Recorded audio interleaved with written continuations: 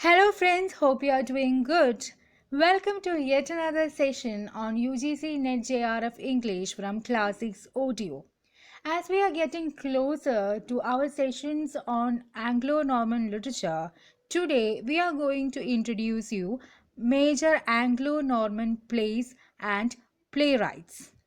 All the previous audios that we have uploaded on Anglo-Norman literature can be accessed from the I button which is above the video screen. So do go through all those audios. Only then you'll be getting a comprehensive view of who were Anglo-Normans and what were their principal contributions to English language and literature. So let's start today's discussion from the play of Adam, or the play called Lee Adam. It is an Anglo-Norman play composed around 11th to 12th century. The play is written in Old French and is based on the stories from Bible. It recounts the creation, temptation, and fall of Adam and Eve and the story of their sons Cain and Abel. I hope it is clear. Now let's move to the second play called Saint Resurrection, or The Resurrection of the Savior.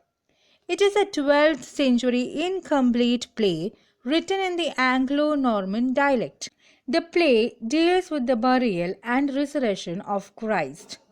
Now let's move on to the third play and the most important one in this group by Jean Bodel. So before getting into the details of the play, if you feel this information helpful in boosting your preparation for UGC NET JRF exam, then please subscribe this channel, hit on the bell icon near to it, and also select the all option to get notified of the future uploads.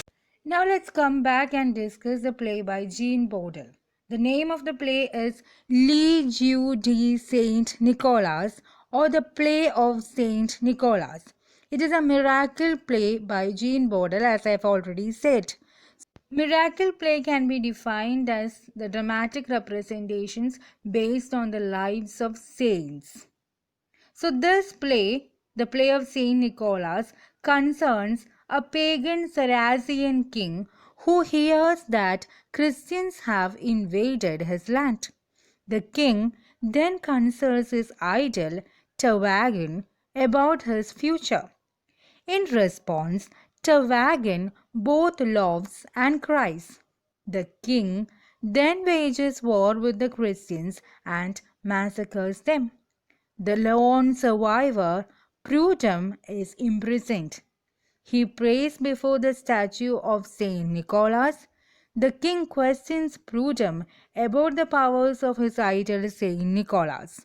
In reply, Prudham claims that the saint's powers can help in recovering one's lost possessions. The king then wishes to test the power of the claim and keeps the statue in his treasure. Three kings, however, steal king's treasure. Enraged at Prudham, the king sentences him to death.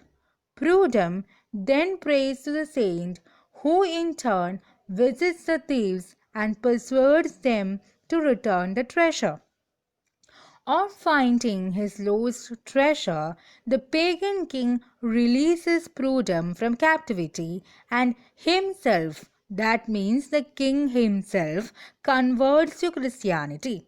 The idol of Tawagin is smashed and the entire court gets converted to Christianity. It is also important in this regard where it is the first Latin school of dramas to be translated into the vernacular.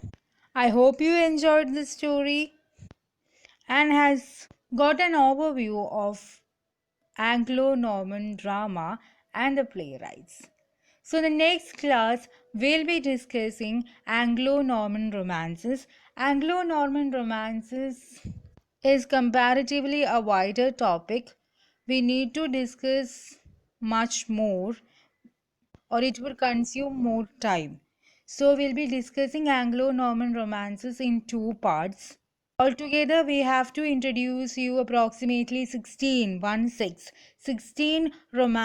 and their storyline in a nutshell. So, in the first part, we'll be discussing approximately 4 or 5 romances, and the rest would be discussed in the second part. So, stay subscribed for more updates. Don't forget to subscribe if you're watching this audio for the first time. Stay happy, stay healthy. Let's meet again. Thank you.